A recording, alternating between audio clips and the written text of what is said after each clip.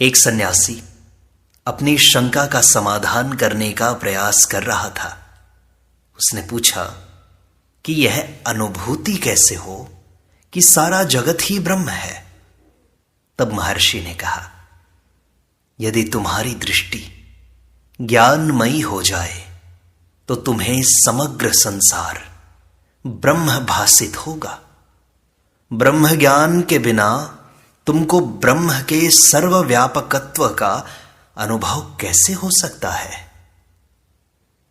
फिर किसी व्यक्ति ने महर्षि से इंद्रियानुभूति के संबंध में प्रश्न पूछा। इस पर महर्षि ने कहा, जिस अवस्था में भी व्यक्ति होता है, इंद्रियानुभूति वही रूप ग्रहण कर लेती है। इसकी वास्तविकता इस प्रकार है कि जागृत अवस्था में स्थूल शरीर स्थूल नाम रूपों की अनुभूति करता है। स्वप्न में सूक्ष्म शरीर, काल्पनिक सृष्टि तथा उसके विविध नाम रूपों की अनुभूति करता है। सुषुप्ति में देह का भान नष्ट हो जाने से वहां कोई अनुभूति नहीं होती है। इसी प्रकार गुणातीत अवस्था में ब्रह्म से एकत्व का भान मानव का अखिल जगत से तादात्म्य करा देता है तथा वहां उसकी आत्मा के अतिरिक्त कुछ भी नहीं रहता। महर्षि से आनंद की अनुभूति के संबंध में एक प्रश्न किया गया। उसके उत्तर में महर्षि कहते हैं, यदि कोई व्यक्ति यह माने कि उसकी प्रसन्नता का हेतु बाहर के साधनों और पदार्थों की प्राप्ति में है, तो यह निष्कर्ष निकलता है कि वह प्रसन्नता संपत्ति की वृद्धि तथा ह्रास से अनुपाततः बढ़नी अथवा कम होनी चाहिए। इसी तर्क से उसकी संपत्ति के रहित होने की अवस्था में उसके आनंद की समाप्ति हो जानी चाहिए। मनुष्य का वास्तविक अनुभव क्या है? क्या उससे उक्त तर्क की पुष्टि होती है? गहरी निद्रा में मनुष्य के पास कोई भी संपत्ति नहीं होती, यहां तक कि उसे अपनी स्वयं की देह का भान भी नहीं रहता। किंतु तब आनंद शून्यता के स्थान पर वह बड़े आनंद का अनुभव करता है। प्रत्येक व्यक्ति प्रगाढ़ निद्रा की इच्छा करता है। इससे यह सिद्ध हुआ कि आनंद मनुष्य के अंदर की वस्तु है। वह आनंद किसी बाहरी वस्तु पर निर्भर नहीं है। शुद्ध आनंद के भंडार की प्राप्ति के लिए अपनी आत्मा का साक्षात्कार परम आवश्यक है।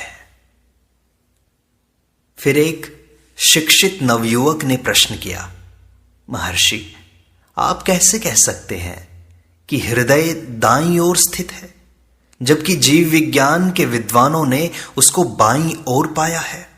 युवक ने इसका प्रमाण मांगा। महर्षि कहते हैं, ऐसा ही है। हृदय का स्थूल अंग तो बाईं ओर ही है, इसका निषेध मैं नहीं करता, पर मैं जिस हृदय की बात कह रहा हूं वह सूक्ष्म हृदय है तथा वह दाईं ओर ही है। यह मेरा अनुभव है, मुझे किसी प्रमाण की आवश्यकता नहीं है। फिर भी तुम मलयालम भाषा के एक आयुर्वेद के ग्रंथ में तथा सीता उपनिषद में प्रमाण ढूंढ सकते हो। महर्षि ने उपनिषद का मंत्र दिखा दिया तथा आयुर्वेद की पुस्तक का श्लोक उद्धृत कर दिया। फिर श्री एम फ्रायडमैन, एक इंजीनियर, ने अनुग्रह पर अपने विचार प्रकट किए। वे कहते हैं, नमक की गुड़िया यदि सागर में डुबकी लगाए तो एक बरसाती कोट भी उसको सुरक्षित नहीं रख सकता। उपमा बहुत उपयुक्त थी तथा इसकी काफी प्रशंसा की गई। महर्षि ने कहा, देह ही तो वह बरसाती है। फिर एक सन्यासी युवक ने मन की व्याकुलता से निवृत्ति का उपाय जानना चाहा। महर्षि कहते हैं, तुम अपनी स्वयं की आत्मा को भुलाकर ही बाहर के पदार्थों की अनुभूति करते हो। यदि तुम दृढ़ता पूर्वक आत्मभाव में स्थित रहोगे तो तुम्हें बाह्य जगत भासित नहीं होगा। जब महर्षि से पूछा गया कि क्या ईश्वरत्व की प्राप्ति के साथ ही सिद्धियों की प्राप्ति भी संभव है, जैसा कि दक्षिण मूर्ति अष्टकम के अंतिम पद्य में लिखा है, महर्षि ने उत्तर दिया, पहले ईश्वरत्व प्राप्त कर लो, तब दूसरा प्रश्न पूछ सकते हो तुम। फिर किसी ने पूछा कि क्या किसी मंत्र के अनायास उच्चारण से कोई व्यक्ति कुछ लाभ उठा सकता है क्या महर्षि? महर्षि ने कहा, नहीं, मंत्र जाप करने वाला इसका अधिकारी हो तथा मंत्र की दीक्षा प्राप्त होनी चाहिए। महर्षि ने प्रमाण स्वरूप यह दृष्टांत दिया। एक राजा अपने प्रधानमंत्री के निवास स्थान पर गया। राजा को सूचना दी गई कि प्रधानमंत्री मंत्र के जाप में व्यस्त हैं।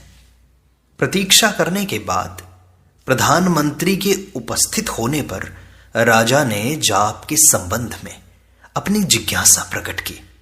प्रधानमंत्री ने सूचित किया कि मैं सर्वोत्कृष्ट मंत्र गायत्री का जाप कर रहा था। राजा ने प्रधानमंत्री से मंत्र की दीक्षा लेने की इच्छा प्रकट की, परंतु प्रधानमंत्री ने राजा को दीक्षा देने में अपनी असमर्थता बताई। तदुपरांत राजा ने अन्य किसी व्यक्ति से गायत्री मंत्र जान लिया तथा मंत्री के मिलने पर उसके समक्ष गायत्री मंत्र उच्चारण कर मंत्र की शुद्धता के संबंध में जानना चाहा। मंत्री ने कहा कि मंत्र शुद्ध होते हुए भी उन्हें स्वयं यह बात भी कहने का अधिकार नहीं है। जब उसका कारण बताने का आग्रह किया गया तब मंत्री ने समीप खड़े एक सेवक को बुलाकर राजा को कैद कर लेने का आदेश दिया। आदेश का पालन नहीं किया गया। पुनः उस आदेश को अनेक बार दोहराया गया, किंतु उसका पालन नहीं हुआ। राजा बहुत क्रुद्ध हुआ और उसने उसी सेवक को आदेश दिया कि वह मंत्री को गिरफ्तार कर ले। सेवक ने आदेश का तुरंत ही पालन कर दिया। मंत्री ने हंसकर कहा कि मैंने आपकी जिज्ञासा का उत्तर प्रस्तुत कर दिया है। वह किस प्रकार? राजा ने पूछा। दोनों बार आदेश समान ही था तथा पालनकर्ता भी वही था, किंतु आदेशकर्ता भिन्न भिन्न थे। जब मैंने आदेश दिया तब उसका परिणाम कुछ नहीं हुआ, जबकि आप द्वारा दिए गए आदेश का तुरंत पालन किया गया। मंत्रों के विषय में भी इसी प्रकार है। किसी ने महर्षि से पूछा कि धार्मिक ग्रंथों में ज्ञानी को बालक के समान क्यों बताया गया है? महर्षि ने कहा, एक प्रकार से बालक तथा ज्ञानी समान ही तो हैं। बालक को बाह्य जगत की घटनाओं से तभी तक संबंध है जब तक कि घटनाएं घट रही हैं। घटनाओं के समाप्त होते ही बालक उनका विचार नहीं करता। इससे यह स्पष्ट है कि घटनाएं बालक पर कोई प्रभाव नहीं छोड़ती तथा मानसिक रूप से वह उनसे प्रभावित नहीं होता। ज्ञानी के साथ भी ऐसा ही होता है। एक सज्जन ने प्रश्न किया कि महर्षि के निर्देशों के अनुसार उनकी पुस्तक सत्य निदर्शन पद्य 9 पूरक में अंकित पद्धति से आत्म साक्षात्कार किस प्रकार किया जाए। सारी कठिनाई तो मन को वश में करने में ही आती है। महर्षि इसका समाधान देते हैं। वे कहते हैं, यह प्राणायाम द्वारा संभव है। यदि तुम बिना दूसरे की सहायता के स्वयं ही प्राणायाम का अभ्यास करो तो मन वश में हो जाएगा एवं किसी सत्पुरुष के सानिध्य में मन स्वतः ही उनके प्रभाव से वश में हो जाता है। ज्ञानी के संग की, सत्संग की यही तो महानता है। एक साधक ने पूछा कि क्या प्रारब्ध कर्म कभी समाप्त हो सकता है?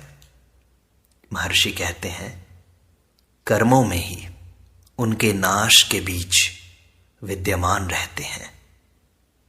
एक व्यक्ति ने महर्षि से निवेदन किया कि वे कुछ कहें, कुछ बोले। यह पूछे जाने पर कि वह क्या जानना चाहता है, उसने कहा कि वह कुछ भी नहीं जानता है तथा महर्षि से कुछ सुनना चाहता है। महर्षि कहते हैं, तुम जानते हो कि तुम कुछ नहीं जानते, उसी ज्ञान को खोज लो, यही मोक्ष है, मुक्ति है। आगे 6 जनवरी 1935 के महर्षि से पूछे गए प्रश्नों के तथा उनके समाधान के रूप को प्रस्तुत किया जा रहा है। एक अंग्रेज महिला श्रीमती M.A. पिगॉट, जिन्होंने गुप्त भारत की खोज पढ़ रखी थी, महर्षि के दर्शन के लिए आई। दुभाषीय का कार्य करने के लिए एक शिष्य का प्रबंध किया गया। उस समय हॉल में बहुत से दर्शनार्थी उपस्थित थे, जिनमें बच्चों सहित कुछ स्त्रियां भी थीं। हॉल में शोरगुल हो रहा था। अंततः शांति स्थापित हो गई। अचानक महर्षि, जो शून्य में देखते हुए प्रतीत होते थे, धीमे स्वर में बोलते हुए सुने गए। बंदर। दरवाजे पर तब एक शिशु का पता लगा, जिसकी माता को द्वार के उस ओर बैठे होने से उसकी जानकारी नहीं थी तथा एक विशाल वानर पिछले पैरों पर खड़ा होकर बालक को दोनों हाथों से प्यार से थपथपा रहा था, पर किंचित भी उसे क्षति नहीं पहुंचा रहा था। महर्षि के समक्ष दोनों ही एक दूसरे से प्रेम का व्यवहार कर रहे थे। महर्षि के शब्द को सुनकर बंदर सीधा उछलकर गायब हो गया। इस घटना ने अंग्रेज महिला को बहुत प्रभावित किया। 7 जनवरी 1935 का संवाद अब प्रारंभ किया जाता है। श्रीमती पिगॉट का प्रथम प्रश्न था, क्या साक्षात्कार के लिए गुरु की आवश्यकता है? महर्षि उत्तर देते हैं, साक्षात्कार होने में उपदेश, प्रवचन तथा ध्यान की अपेक्षा गुरु कृपा ही विशेष फलदात्री है। उपरोक्त साधन तो गौण सहायक हैं, प्रारंभिक एवं मुख्य कारण तो गुरु कृपा ही है। वे पूछती हैं, आत्म साक्षात्कार में कौन सी बाधाएं रुकावट डालती हैं? महर्षि कहते हैं, बाधाएं मन की आदतों की, वासनाओं की हैं। श्रीमती पिगॉट, मन की आदतों पर किस प्रकार विजय प्राप्त की जाए महाराज? महर्षि कहते हैं, आत्म साक्षात्कार द्वारा। तो महर्षि, यह तो एक दुरूह चक्र हो गया। महर्षि कहते हैं, इन कठिनाइयों को अहम भाव, देहाभिमान उत्पन्न करता है, वह बाधाएं उत्पन्न करता है और फिर वह अवास्तविक विरोधाभासों से दुखी होता है। यह मालूम करो कि जिज्ञासाएं कौन करता है तो आत्मा की अनुभूति हो जाएगी। श्रीमती पिगॉट पूछती हैं, महर्षि, साक्षात्कार में किनसे सहायता मिल सकती है? महर्षि कहते हैं, शास्त्रों तथा सत्पुरुषों द्वारा दी गई शिक्षाओं से। भक्त पूछता है, क्या ये शिक्षाएं चर्चा, प्रवचन तथा ध्यान भी हो सकती हैं क्या?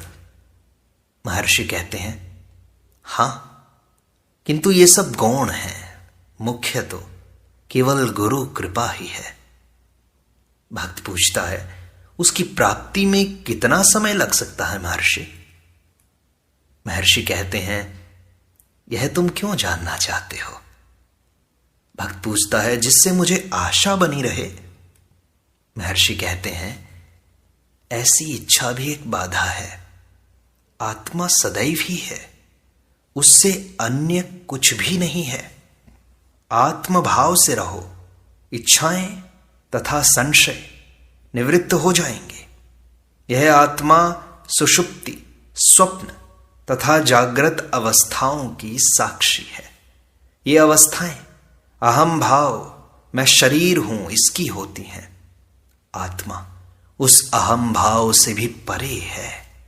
क्या तुम निद्रा में नहीं थे? क्या उस समय तुम्हें यह भान था कि तुम सो रहे हो तथा संसार से अनभिज्ञ हो? जागने पर ही तुम निद्रित अवस्था का यह वर्णन करते हो कि वहां कुछ पता नहीं था।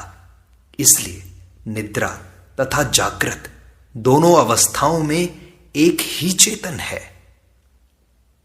यदि तुम जागृत अवस्था के चेतन को समझ लोगे तो तुम तीनों अवस्थाओं में साक्षी रूप चेतन को जान लोगे। निद्रा के चेतन के अनुसंधान से भी उक्त चेतन की प्राप्ति हो जाएगी। भक्त पूछता है कि महर्षि, उस अवस्था में तो मुझे निद्रा घेरती है, मैं क्या करूं? महर्षि कहते हैं, कोई बात नहीं, कोई हानि नहीं। भक्त कहता है, पर महर्षि वह तो शून्यता है। महर्षि कहते हैं, शून्यता किसके लिए है, इसे तो मालूम करो। अपने स्वयं का निषेध तुम कभी नहीं कर सकते। आत्मा सर्वत्र है तथा सब अवस्थाओं में विद्यमान रहती है। भक्त पूछता है, क्या मुझे निद्रित की भांति रहते हुए भी सचेत रहने का प्रयास करना चाहिए? महर्षि कहते हैं, हां, सचेत रहना ही जागृत अवस्था है। अतः उक्त अवस्था निद्रा की न होकर निद्रा रहित निद्रा की होगी। किंतु यदि तुम विचारों के वशीभूत हो गए तो वे तुमको भटकाकर भूल भुलैया में फंसा देंगे। भक्त कहता है, तो मुझे लौटकर अपने विचारों के मूल स्रोत की खोज करनी चाहिए। महर्षि कहते हैं, निश्चय ही इस प्रक्रिया से विचार लुप्त हो जाएंगे तथा केवल आत्मा ही रह जाएगी। वास्तव में आत्मा में कोई अंतर अथवा बाह्य नहीं है, ये भी अहम से ही उदय होते हैं। आत्मा शुद्ध एवं पूर्ण है। भक्त कहता है, यह तो केवल बुद्धि से समझ में आ गया महर्षि, क्या बुद्धि साक्षात्कार में सहायक नहीं होती? महर्षि कहते हैं, हां, किसी अवस्था तक तो होती है। फिर भी यह जानना होगा कि आत्मा बुद्धि से भी परे है तथा आत्मा तक पहुंचने के लिए स्वयं बुद्धि को भी लोप होना होगा। भक्त पूछता है, क्या मुझे साक्षात्कार होने से अन्य व्यक्ति भी लाभान्वित होंगे क्या? महर्षि कहते हैं, हां, अवश्य होंगे। यही तो सर्वोत्कृष्ट परोपकार है।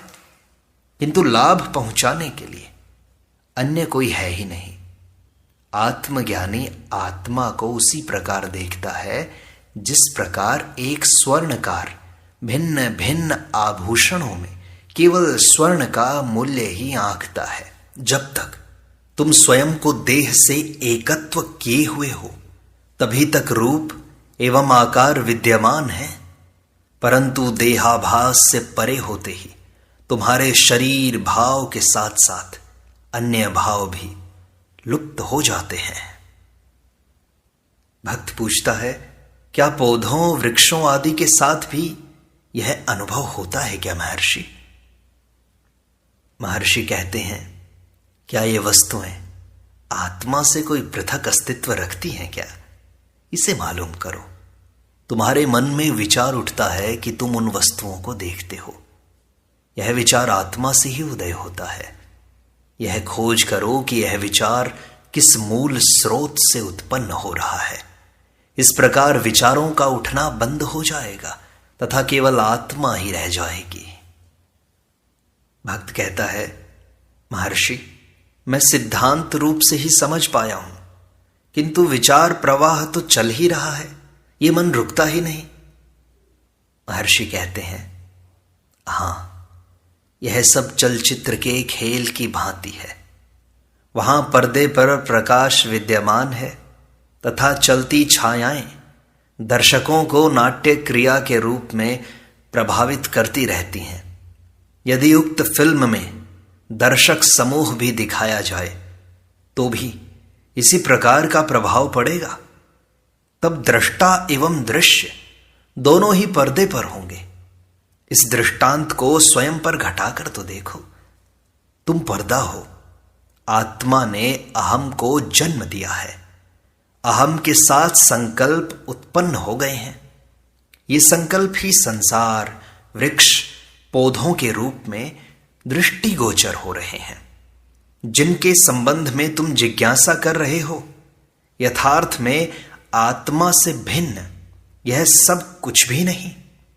यदि तुम आत्मा का साक्षात्कार कर लो तो तुम सब में उसे ही देखोगे। सदैव एवं सर्वत्र केवल आत्मा की ही सत्ता है, अन्य किसी भी वस्तु की नहीं।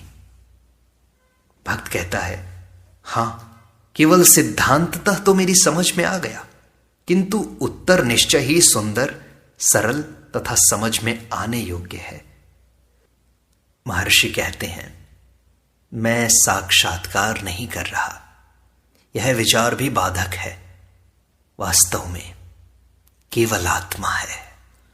इस प्रकार रमण महर्षि से बातचीत का यह भाग यहीं संपूर्णता को प्राप्त होता है। शेष अगले अंक में।